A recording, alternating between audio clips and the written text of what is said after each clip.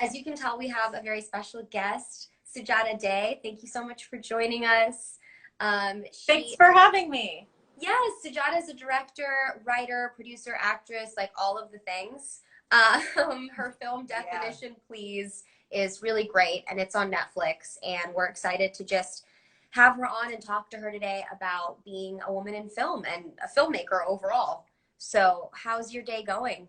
It's good. I went to Pilates this morning, so I got the endorphins flowing, and then I made my pot of chai that I drink throughout the day. So I'm drinking my chai, and it's been really good. Working on some writing stuff. And yeah, that sounds like a good day so far. Yeah.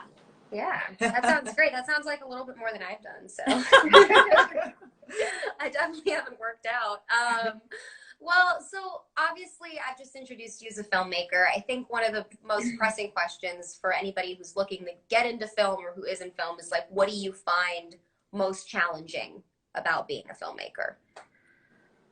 I can only speak to my definition, please, situation. And I think the most challenging part was trying to find distribution, to be honest. And everything else went really smooth as long as you have an amazing team around you and you have a really clear vision of how you want the film to look, want the film to feel, very much in line with what the tone is going to be, then I think you're off to the races and you're good to go. And I really thank my team. I had an amazing producer in Cameron Fife, amazing DP in Brooks Ludwig, and I asked most of my friends to be in it, to act in it, and they really stepped up to the plate and made me a better actress, which was really cool. And so I think it's all about communicating. It's all about keeping a level head when things go awry, which it definitely will in independent filmmaking. You know, you'll lose a location, you'll lose an actor at the last minute because they booked a network show that they have to go to instead of your low budget indie. And so you just make things work, and you don't get anxiety about it. You don't get stressed out about it. You just kind of look at the. We lost her. I think we lost you. I just had to turn it off. I was like, no, it's okay. I try to do like 15. I try to do like 15 minutes on Instagram like every day, and that's it. You know. So it was like you're done. It was like, you're done, girl. Get out of here. Get out of here. I don't care if you're going. I love it. Not today. Yeah. So it's really just about enjoying the moment, enjoying everyone coming together to make your vision come true. And then definitely, I guess, trying to find distribution during a pandemic. I don't know. We tried to do it, and it was really tough. But then we found the perfect home with Ava's Array and Netflix. So we're really glad with the way things turned out. That's fantastic. Yeah, distribution is definitely tough. It's something that took us a while as well. I think funding is also tough for independent filmmakers. That's something that's a challenge. I would agree. Yeah, most filmmakers that we talk to seem to have those two things. It's like funding and distribution, which is like development before and after. And then after. But you're right. It's like if you organize, which it sounds like you're extremely organized, then everything just kind of runs smooth, and whatever comes your way, you can handle it. If you're surrounded with great people who have your back, then it's like great. Like today's great, and then some days are not so great. But if like I said, if you have great people around you, then it's a smooth ride. Yeah. Yeah. I think everybody collectively agrees on that. Like having the right crew and a really good team is really all that matters, because then anything that comes your way, it's like, all right, well, we're just going to solve this together, I guess. So. Yeah. And that's just really important for an indie film, because it's not just like, oh, the director is king, it's definitely about, what is the DP comfortable with? What are the actors comfortable with? Making sure you're all working together to get on the same page. Absolutely. Along those lines, you were, you were a star of the film, and then you directed as well, which is amazing. Yeah. I mean, I did that on a short, and I don't think I slept for like 6 months because I was just so stressed out, let alone doing on a feature. In fact, we were talking about the next film. She's like, Mom, do you want to act on, in this next one? And I was like, no, I don't think I can. So I guess the question is, how's the experience of like working on it as well as directing? It was really great. Like you, I also did a short in 2017 called Cowboy and Indian. It's on Vimeo. Anybody can go watch it. Ooh. And that was my practice run for seeing if I could do it all. So I wrote, produced, directed, and star in that. It was it's like 8 minutes long, very small endeavor.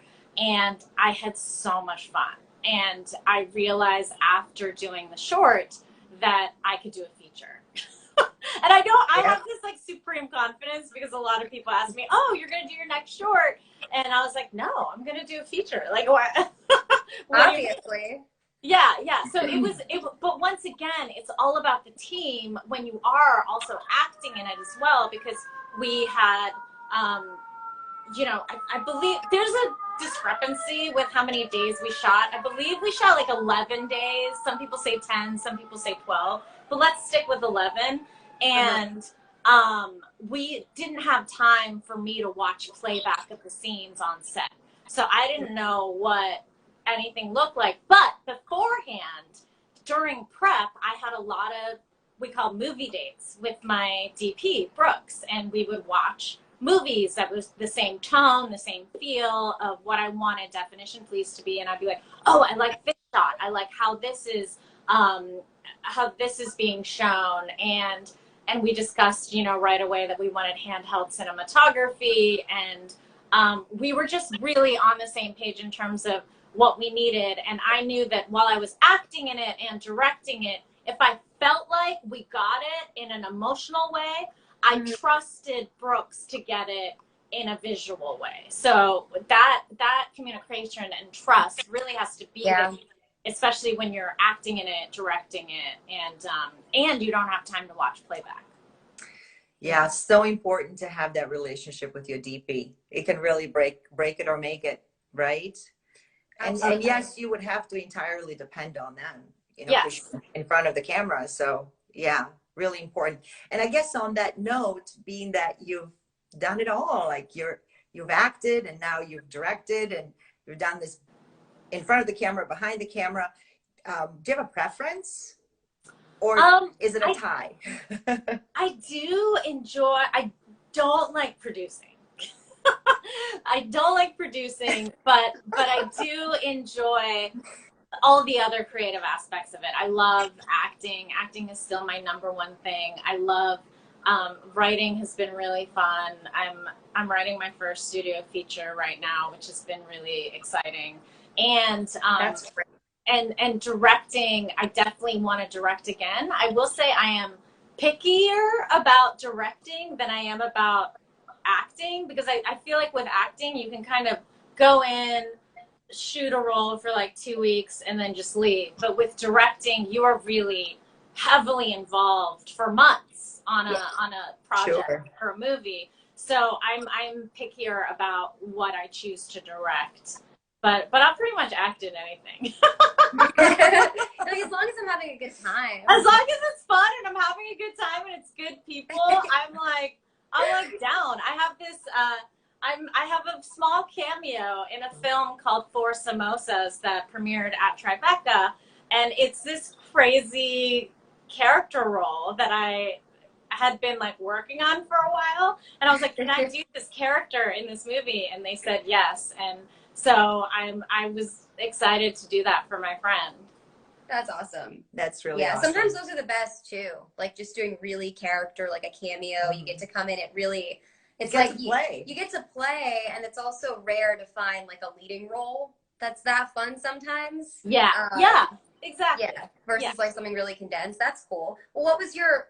I mean, because when you wear a lot of hats, we've had this experience. It's kind of like it's easy to get really scatterbrained and overwhelmed. What was your process like with Definition Please, having like written, directed, acted, and also like I mean, the story just felt really personal to you. I'm curious if it was. Yeah. So, it's all about preparation. And once I had the script locked, I could put my writer hat away because I was like, this is done, script is done, so my writing job is over. The producing part, you're kind of just in it the whole time, you know, like as we were shooting after, you know, a 12-hour day, I'm on the phone with an investor, making sure his money is like getting wired into the bank account. And then after I get off the call, I'm like, I never want to be in that experience again. Like, I just, you know? And then with the directing, since it was my first time directing a feature, I wanted to be really, really prepared. So I did all the work. I did the shot list. I had all those movie dates with my DP. We, you know, talked a lot with my producer. We went out and looked at the locations beforehand. I, you know, drew out the shots with like stick figures. You know, like, that's how I do it. as you do. And it was really fun just preparing for it. And as an actor, I just made sure I knew my lines, and I knew that my fellow actors were going to give me what I needed to, you know, be in the moment in terms of the scene. So what was great is I didn't have to worry about their performances because I knew they were going to kill it. And I just needed to be present with them in the moment. So, it is really all about being over prepared. Like you can't, if you're directing something and acting in it, you can't go to set without knowing your lines. You know, you gotta be there for the other actors, number one, first and foremost. And a lot of self-care. Like I got 8 hours of sleep every night during the shoot. And I thought I was doing really well in terms of, you know, the self-care, but I think on this 8th or 9th day, Vivi, our makeup artist, put those like under eye masks under my eye. And I was like, wait, why do I need those today? Like what's going on with my under eye? You're like, do I just look puffier this morning? And she was just like, no, you look great. And I was like, this is fishy. This is fishy. But yeah, I just feel like I got a lot of sleep. I ate really well. Made sure I stayed hydrated because we were on the East Coast in the summertime. And yeah, it's really all about kind of being over organized and over prepared. Yeah, no, I mean, you're doing a lot better than most people I know, because I feel like a lot of people are the opposite. It's like, yeah, I ate horribly, didn't get any sleep, got sick. I hear that so much especially with independent films, because, you know, you're working on a tight schedule and sometimes it's easy to neglect yourself during the shoot, and it could have some really serious repercussions, but it's not necessary. Like, you really could still get your 8 hours of sleep and still eat well and still break for a 30-minute lunch if you are organized and if you do everything the right way. So that's really encouraging. And you shot this in 10 days? 11 days? I think like 11-ish, like 10 and a half days. Right. Wow. That's impressive. We had 18. No, we had 14. 14, sorry. It's like, that sounds like a lot of time. See, Yeah. everybody has different numbers. It's very strange. Like, everybody went through a different experience. 14 days. No, it was 14. That was our wish list, was 18. That was it. Oh, got it. I just remember my AD was like, is there any way you can give me just 3 more days? I said, go talk to my investor. Why are you talking to me? Yeah. You want to make a phone call? See if he's going to, you know, give us a little money. It would have been nice. But, you know, even with 14 days, I mean, I didn't get any sleep. So I would have been just so, and I don't do well at all when I don't sleep. So, well, you know what? We had a lot of night shoots. Oh, okay. We didn't look like you guys. Yeah, it didn't look like you guys did. So it was, I want to say, like 50% of our shoot was overnight, and that's really hard. It's a horror movie. Yeah. Yeah, it's really hard to reset your sleep when like half the days are at night and the other half are during, you know, you just get really discombobulated. So I think that's also part of the reason. Yeah. why we weren't getting our 8 hours. Yeah. But what we loved about Definition Please, especially, was that it felt kind of close to home with us, even though we're a completely different culture. It does kind of deal with like the cultural aspect, you being Indian. And what I really liked about it was seeing that interwoven throughout the story, but not, and we were talking about this earlier with you, not having the story be about what it means to be Indian. And I just was curious, like, having written it, how important was it to you to portray the culture, and how much of it was just kind of secondhand? Because with us, sometimes it is. Sometimes it's just in there without us even meaning to write it in.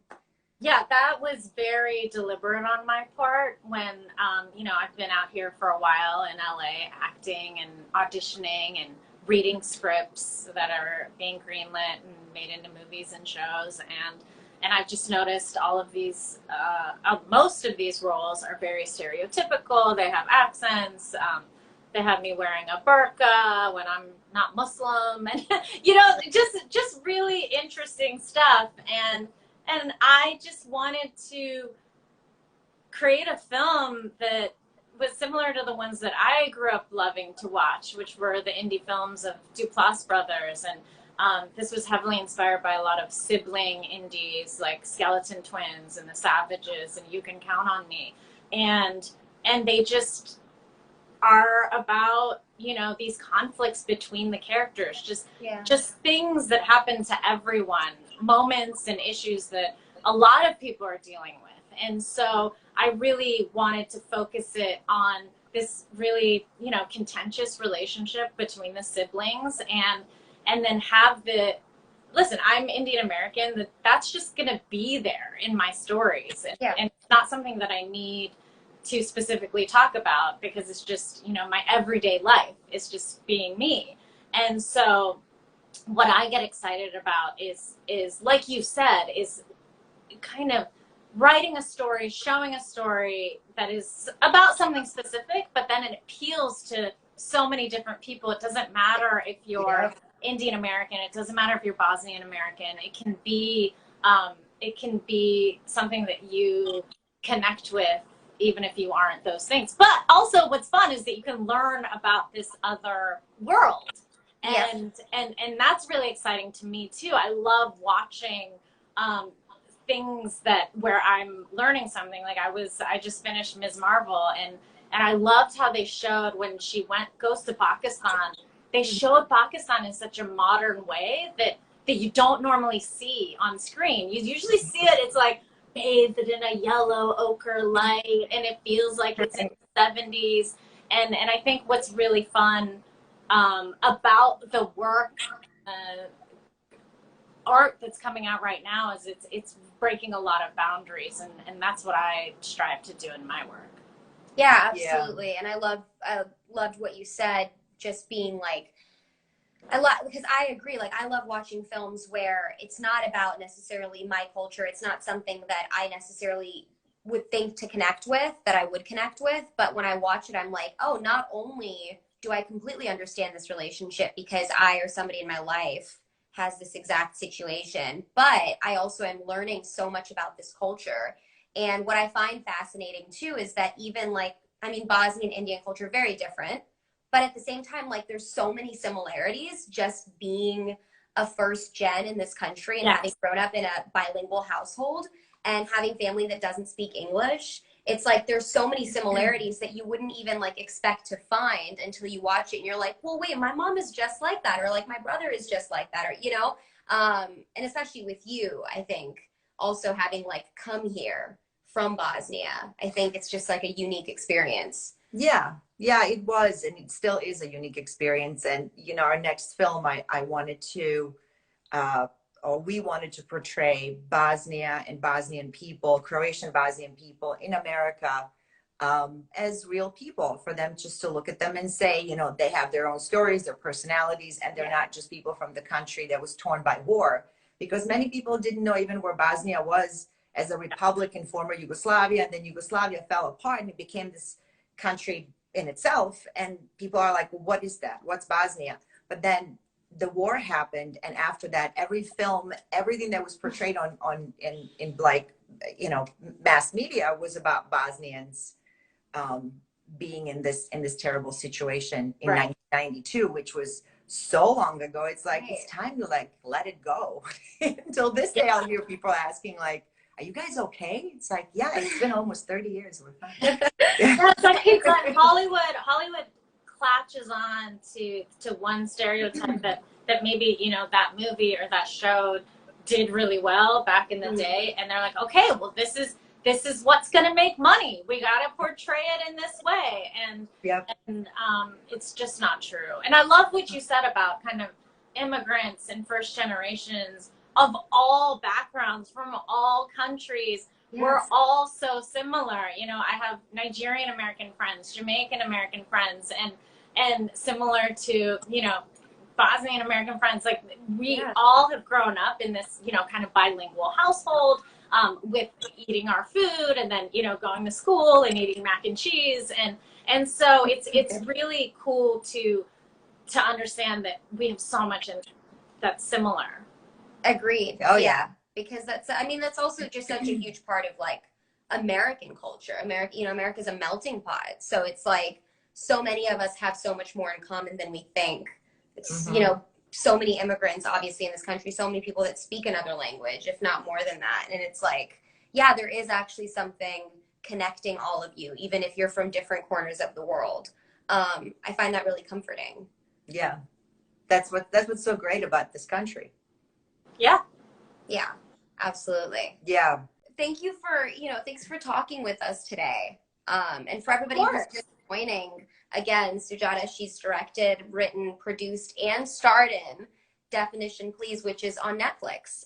If you haven't seen it, it's really worth the watch. Definitely go check it out. Great film. But, you know, thanks for like sharing your process and just talking to us sort of about the film and also about yourself in general. It's been really insightful and fun. Yeah, thanks for having me. I'm so glad you guys reached out. Yes, absolutely. And we'll do it again. Yes, we'll do it again.